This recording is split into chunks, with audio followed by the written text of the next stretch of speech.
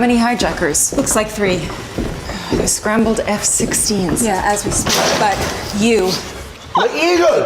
Hello, you beautiful nerds. Season 2 of Amazon Prime's original series, The Boys, is dropping next month, and I thought it'd be fun to talk about the first season that came out last year, cause this show is fucking twisted. So if by some miracle you're not already drunk because you're wallowing in your own sadness on account of 2020 being just the worst, let's drink, then smoke, then drink some more. Then let's chat about our favorite superhero murderers, the Boys. But first, a prelude. In the year of our Lord 2006, writer Garth Ennis was about to debut his new comic book series, The Boys. Prior to his debut, Ennis said that The Boys was gonna out-preacher, which some of you may not get what that means, but it... I do.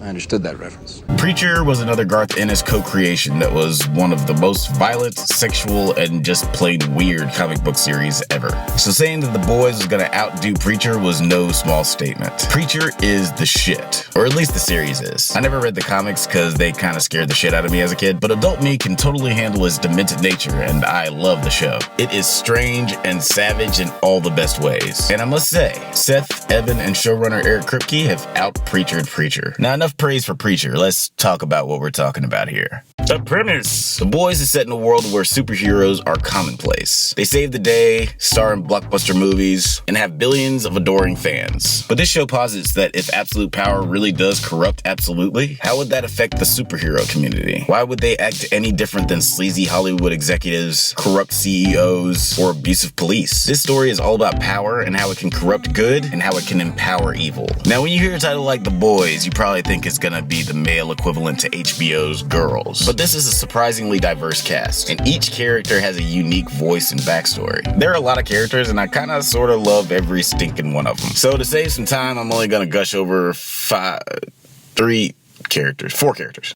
I'm only going to talk about 4 characters. Huey. Though the show starts with our quote-unquote heroes saving the day, that's really just to introduce the audience to the world. The story really starts when mild-mannered Huey, or as I like to call him, Baby Quaid, is traumatized when his girlfriend is accidentally killed by one of the most popular superheroes in the world. And the reaction feels eerily similar to when a police officer kills an innocent person in the line of duty. Sometimes there's an apology and maybe someone gets a settlement, but there are a lot of systems in place that make it very difficult to charge a cop for murder while in the line of duty. Because superheroes in this world are protected even more so from any kind of accountability. Baby Quaid feels so helpless he's willing to take some very bad advice from a guy with a very flimsy explanation of just like who the fuck he's supposed to be. This is like that scene in The Matrix.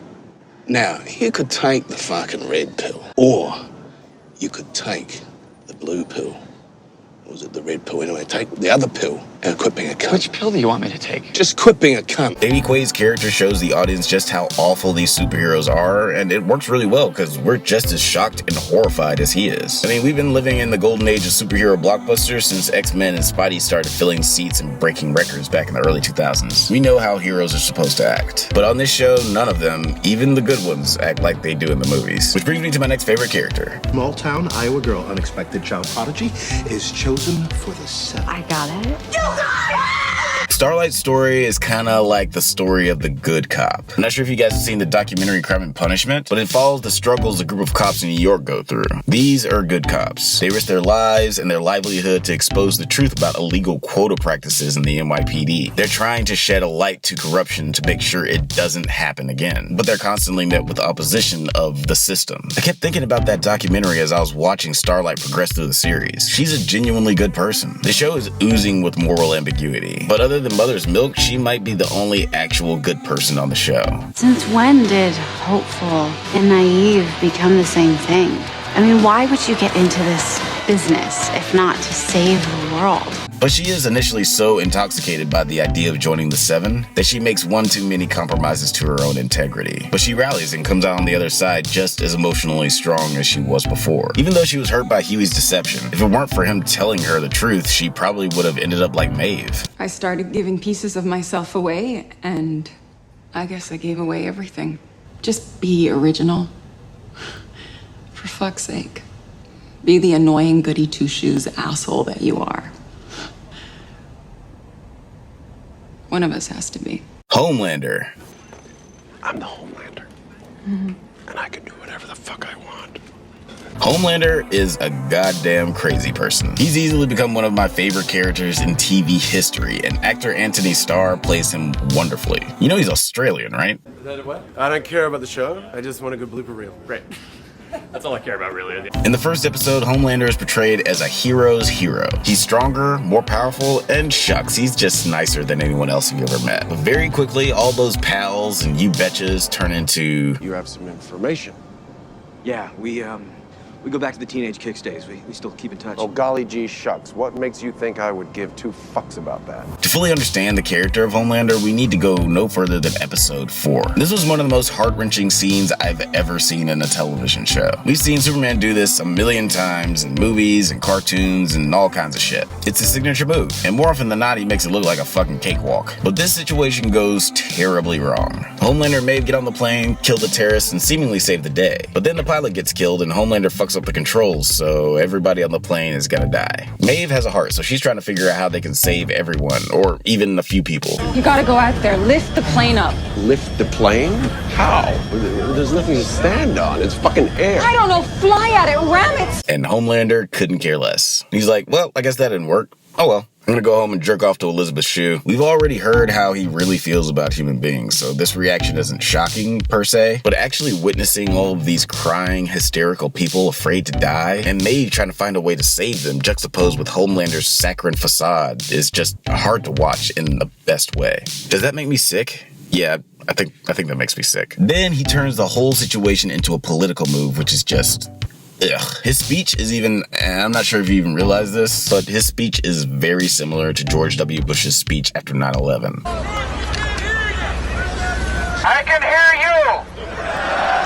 I can hear you. The rest of the world hears you. And the people who knock these buildings down will hear all of us soon. We hear you, Homelander. And I hear you, brother.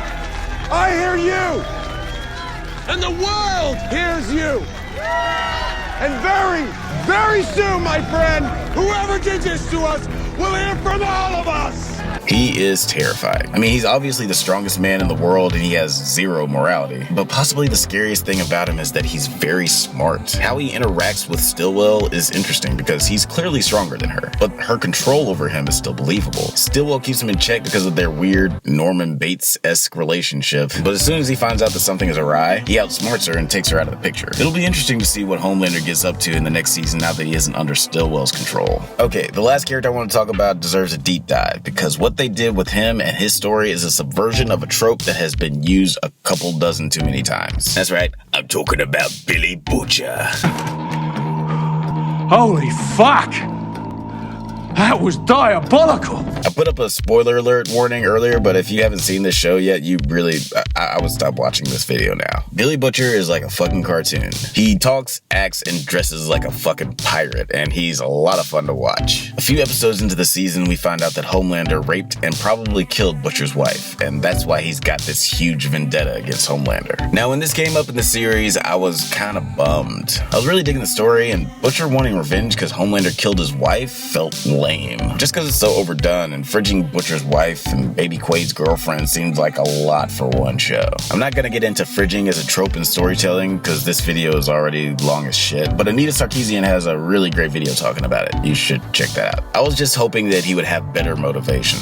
But wait, hold up, there's something fucked up going on. Because turns out, Homelander doesn't know what the fuck Billy is talking about. He didn't kill Butcher's wife, and he didn't rape her either. They had sex, but we found out that that was very much consensual. And this was one of my favorite twists in the show. Butcher has done a lot of fucked up shit in the name of getting justice for his dead wife. And he did all this with the presumption that Homelander did this terrible, terrible thing. The fact that she's not dead and she totally cheated on him with fucking evil Superman is way cooler. I seriously cannot wait to see what happens next season between all these characters and how Butcher handles all the shit with Homelander. Knowing Butcher, my guess is not gonna be in a healthy way. But considering how talented this writing team is, I have all the faith in the world that they're gonna step their game up next season. My ranking, I loved it. And if you really can't wait for the new season, binge watch Preacher. That should be just depraved enough to hold you over till then. Okay, that's it for this video. But if there's anything you guys want us to talk about, let us know. And go ahead and click that like button before you forget. Don't feel bad. I forget all the time. Stay safe, my little soups, and may the force be with you.